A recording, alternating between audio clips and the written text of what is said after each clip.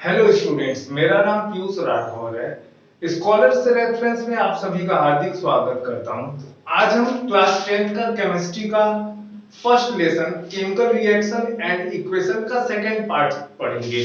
First part में हम लोगों ने जाना केमिकल रिएक्शंस क्या होते हैं, साथ ही साथ जाना कि केमिकल रिएक्शन के कौन कौन से कैरेक्टरिस्टिक होते हैं जिसके द्वारा हम ये पता लगा सकते हैं कि केमिकल रिएक्शन हो रहे हैं अथवा नहीं हो रहे हैं।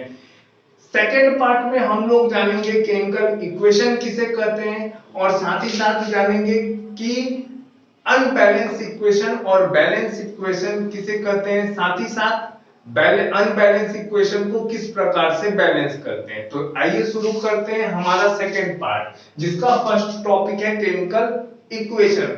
केमिकल इक्वेशन क्या होता है? The method of representing the chemical reaction in the form of symbols and formulae।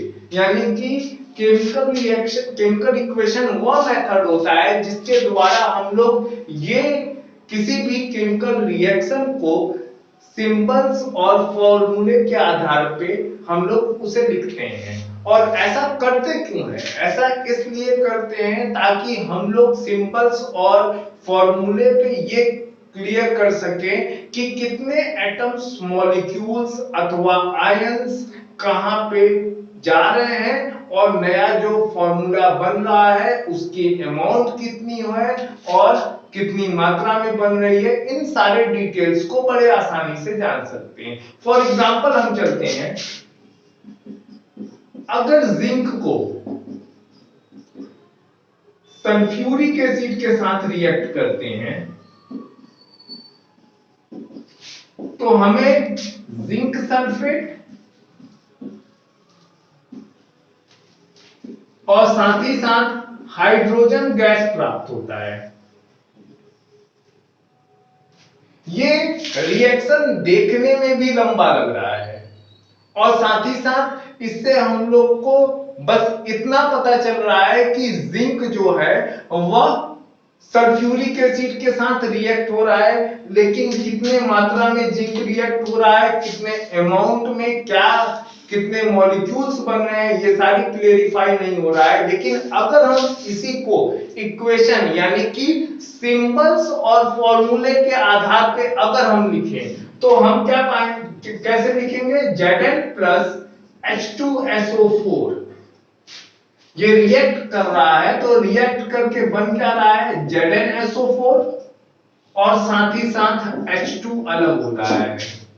पहली चीज तो हमें इस पे सिंबल्स लगाने पे अथवा फॉर्मूला लिखने पे ये क्लियर हो गया कि कितने एटम्स किसके साथ जुड़ रहे हैं। यानी Zn जो है वह एक एटम है, सल्फ्यूरिक एसिड का एक मॉलिक्यूल है और ये Zn जो है ये सल्फ्यूरिक एसिड में SO4 जो है वह अलग हट के डिस्प्लेस होकर के Zn के साथ मिल रहा है और जिंक सल्फेट का फॉर्मेशन कर रहा है और साथ ही साथ एक मॉलिक्यूल जिसमें हम कह सकते हैं दो हाइड्रोजन के एटम्स जो हैं वह अलग हो गए।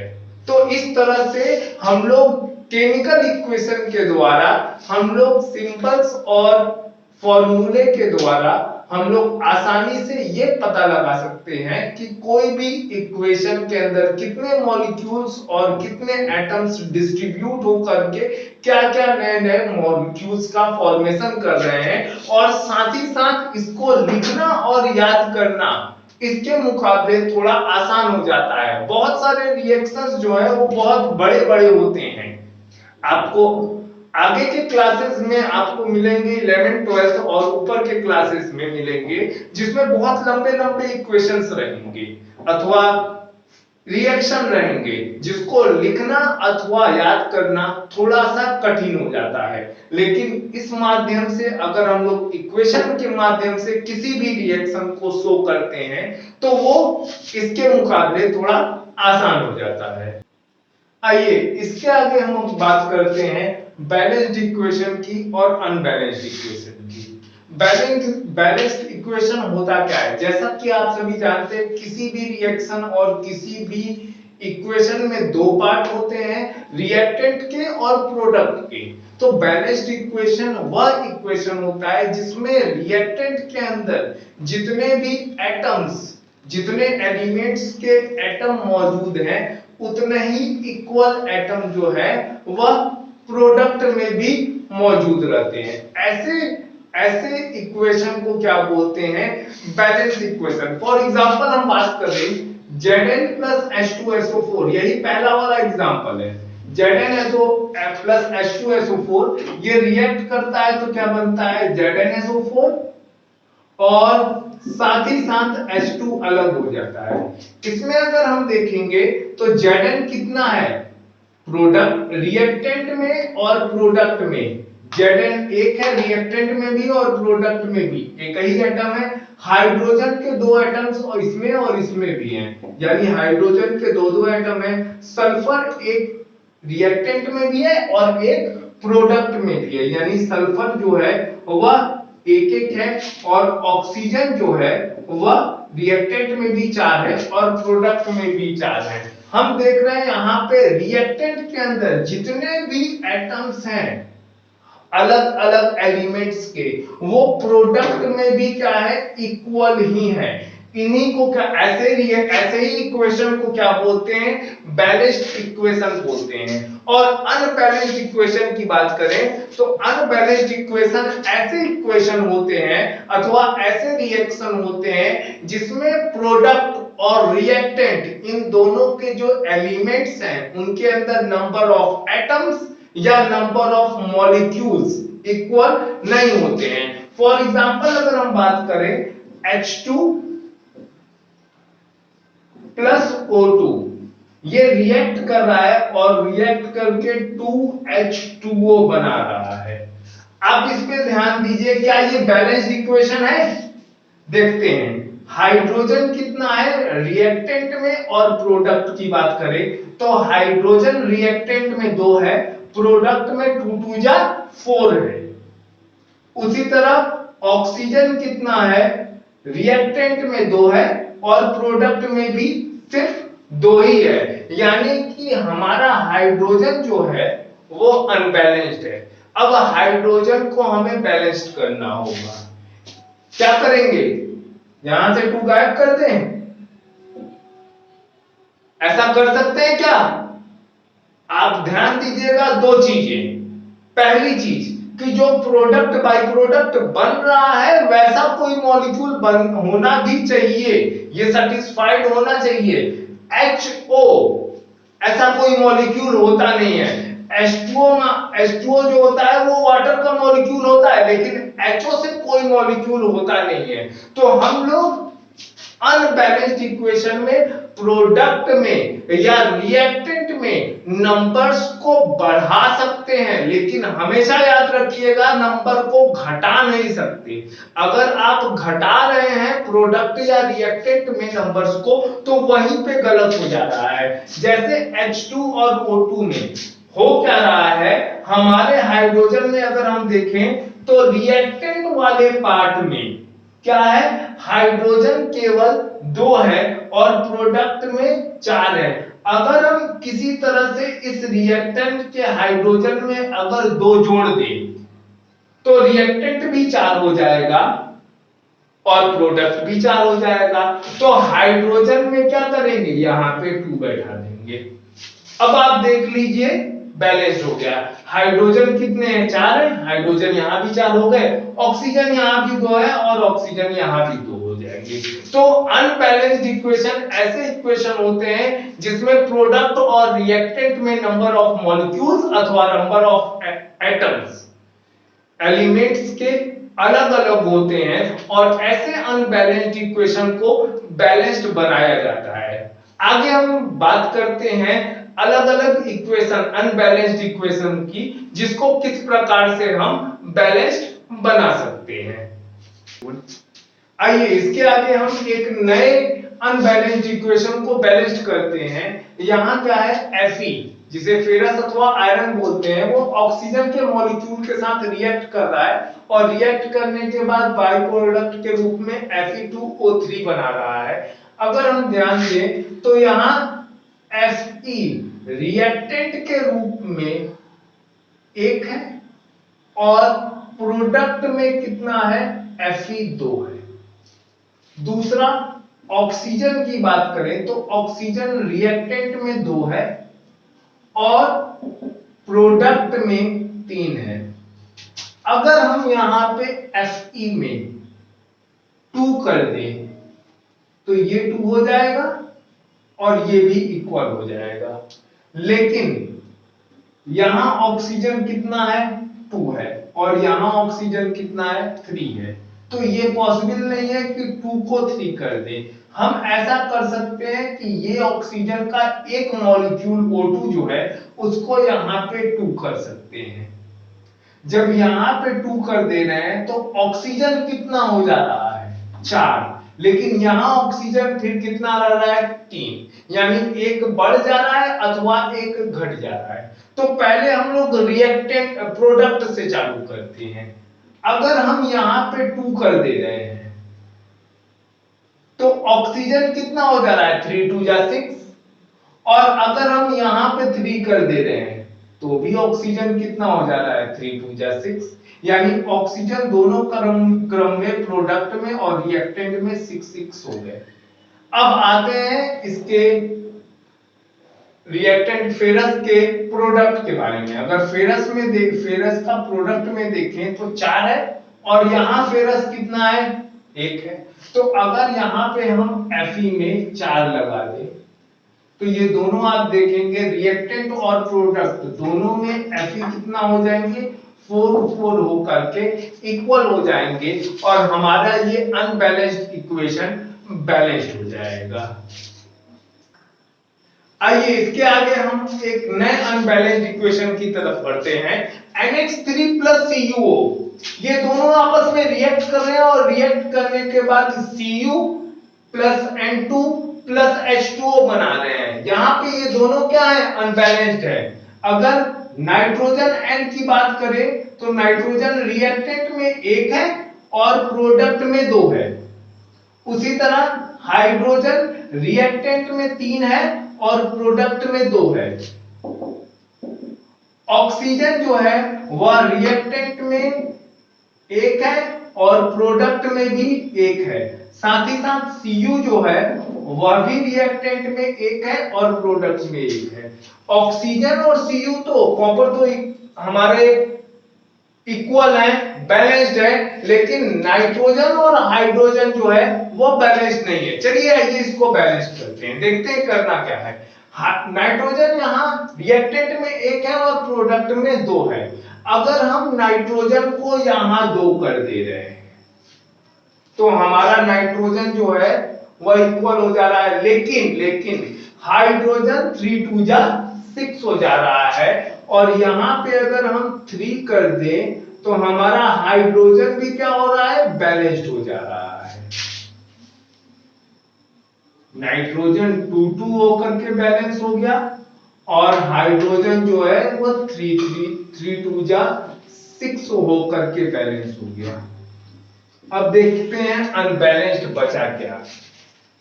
ऑक्सीजन यहां 1 है और यहां ऑक्सीजन 3 है।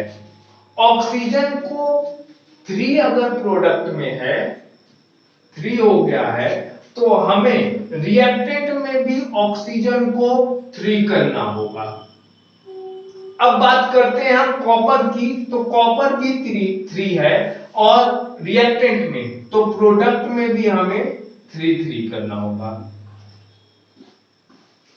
अब देखिए नाइट्रोजन रिएक्टेंट और प्रोडक्ट में भी इक्वल हो गया, हाइड्रोजन रिएक्टेंट और प्रोडक्ट में भी इक्वल हो गया, ऑक्सीजन भी रिएक्टेंट प्रोडक्ट में इक्वल हो गया और कॉपर भी रिएक्टेंट और प्रोडक्ट में इक्वल हो गया। और इस प्रकार से हम लोगों का ये इक्वेशन जो है वह पूरी तरह बैलेंस्ड हो गया। आइए इसके आगे हम एक नेक्स्ट अनबैलेंस्ड इक्वेशन को बैलेंस्ड करते हैं। जैसे Al2SO4 का होल थ्राइस है, ये NaOH के साथ रिएक्ट कर रहा है, तो रिएक्ट करने के बाद AlOH का होल थ्राइस प्लस Na2SO4 बना रहा है। यहां पे अगर हम देखें तो Al एल्युमिनियम रिएक्टेंट और प्रोडक्ट में, रिएक्टेंट में कितना है, एल्युमिनियम 2 है, प्रोडक्ट में एल्युमिनियम 1 है। उसी तरह अगर सल्फर की बात करें तो सल्फर 3 है रिएक्टेंट में और प्रोडक्ट में सिर्फ 1 है। उसी तरह ऑक्सीजन जो है वो 4 3 जा 12 है रिएक्टेंट में और प्रोडक्ट में 3 इधर और 4 इधर 7 है और Na जो है वह रिएक्टेंट में 1 है प्रोडक्ट में 2 है। और आखिरी बचा हाइड्रोजन। हाइड्रोजन रिएक्टेंट में 1 है और प्रोडक्ट में हमारा 3 है। अभी हमें इसे बैलेंस करना है। पहले Al पे चलेंगे। Al कितना है हमारे पास रिएक्टेंट में Al 2 है और प्रोडक्ट में Al सिर्फ 1 है। तो अगर हम यहां पे 2 लगा देते हैं तो Al जो है वह बैलेंस हो जा रहा है एल्युमिनियम, लेकिन इसके साथ साथ बढ़ जा रहा है। ऑक्सीजन 2 हो जा रहा है और हाइड्रोजन 3 2 जा 6 हो जा रहा है। अब ऑक्सीजन यहां रिएक्टेंट में 2 बढ़ गया और प्रोडक्ट में 2 बढ़ गया और यहां पे 4 हो गया, यानी कि 3 2 जा 6 6 4 10। ऑक्सीजन कितना हो गया 7 से 10 हो गया। हमें यहां ऑक्सीजन कितना है 12 है। हमें ऐसा कुछ करना है कि ऑक्सीजन जो है वह 10 से 12 हो जाए। अगर हम यहां पे 2 कर दें तो ऑक्सीजन जो है वह 4 2 जा 8 और 6 14 हो जाएगा। लेकिन यहां पे फिर हमारा क्या होगा ऑक्सीजन 12 रहेगा और 1 13 ही रहेगा। तो अगर हम यहां पे 2 कर दें तो प्रोडक्ट में हमारा ऑक्सीजन 4 2 जा 8 8 और 6 14 हो गया। ऑक्सीजन कितना हो गया 14 हो गया। और रिएक्टेंट में अगर ऑक्सीजन को देखेंगे तो 4 3 जा 12 और 12 1 13 है। अगर हम 4 3 जा 12, अब कम कितना हो रहा है केवल 2 कम हो रहा है। और अगर हम यहां पे सोडियम NaOH में 2 कर दें तो ऑक्सीजन जो है वह 14 और 14 बैलेंस हो गया। अब हम बात करते हैं सल्फर की। सल्फर रिएक्टेंट में 3 है लेकिन प्रोडक्ट में कितना है सिर्फ 2 है। अगर हमें प्रोडक्ट में भी 3 करना होगा, अगर इस सल्फर को हमें प्रोडक्ट में भी अगर 3 करना होगा तो यहां पे 2 की जगह पे हमें 3 करना होगा। तो सल्फर हमारा कितना हो जाएगा, हम यहां न लिख करके बल्कि पहले 2 ऊपर लिख करके काट देते हैं, उसके बाद यहां पे 3 कर देते हैं। अगर हम 3 कर दे रहे हैं तो सल्फर हमारा बैलेंस हो जा रहा है 3 3। लेकिन फिर Na जो है वह और साथ ही साथ ऑक्सीजन फिर से अनबैलेंस्ड हो गया जिसे हमें बैलेंस करना होगा।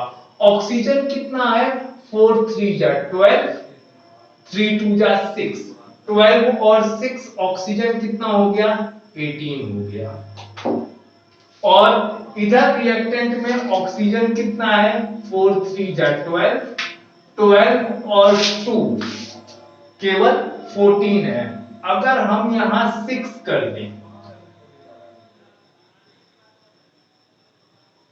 तो हमारा 12 और 6 यानी ऑक्सीजन क्या हुआ 18 और 18 हमारा इक्वल हो गया। साथ ही साथ सोडियम की बात करें तो Na जो है वह रिएक्टेंट में 1 से क्या हो गया बढ़ करके 6 हो गया। और प्रोडक्ट में भी देख लीजिए 3 2 जा, अगर यहां पे 3 कर दें तो 3 2 जा 6 हो गया। अब आखिरी बचा हमारे हाइड्रोजन की बात करते हैं तो हाइड्रोजन यहां पे बढ़ करके जब हम लोग यहां पे 6 लगाए हैं तो हाइड्रोजन रिएक्टेंट में भी क्या हो गया 6 हो गया। और आगे देखते हैं प्रोडक्ट में यहां हाइड्रोजन रिएक्टेंट में भी 6 हो गया और प्रोडक्ट में अगर देखें तो हाइड्रोजन 3 2 जा 6 हो गया। यानी प्रोडक्ट और रिएक्टेंट दोनों में अगर हम देखें तो प्रोडक्ट और रिएक्टेंट दोनों में देखें तो हाइड्रोजन भी इक्वल हो गया। अब इस तरह से एक बार चेक कर लेते हैं। तो एल्युमिनियम की बात करें, रिएक्टेंट में भी 2 है, प्रोडक्ट में भी 2 है। सल्फर की बात करें तो रिएक्टेंट में भी 3 है और प्रोडक्ट में भी 3 है। ऑक्सीजन की बात करें तो 18 रिएक्टेंट में भी है और प्रोडक्ट में भी 18 है। उसी तरह से सोडियम Na रिएक्टेंट में भी 6 है और प्रोडक्ट में भी 6 है।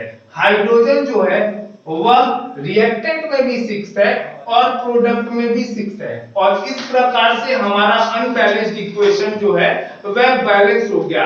आशा करता हूं आप सभी को यह अनबैलेंस्ड इक्वेशन समझ में आया होगा और इससे रिलेटेड कोई भी कंफ्यूजन हो या कोई भी ऐसा इक्वेशन जो अनबैलेंस्ड हो और आपसे बैलेंस्ड ना हो पा रहा हो तो कमेंट सेशन में जाकर के जरूर लिखें, अथवा हमारे डिस्क्रिप्शन में दिए हुए हमारे व्हाट्सएप नंबर पे भी आप शेयर कर सकते हैं। वहां पे मैं और मेरे मेंटर्स की टीचर्स की टीम जो है आपके डाउट को क्लियर कर देंगे। तो यहां तक हम लोग पार्ट सेकंड में जाने कि अनबैलेंस्ड इक्वेशन को किस प्रकार से बैलेंस्ड किया जाता है। इसके आगे पार्ट में हम लोग जानेंगे कि कितने टाइप्स के रिएक्शंस होते हैं, साथ ही साथ रिडॉक्स रिएक्शन क्या होता है और साथ ही ये भी जानेंगे कि रस्टिंग, कोरिजन, ये सारी चीजें क्या होती है।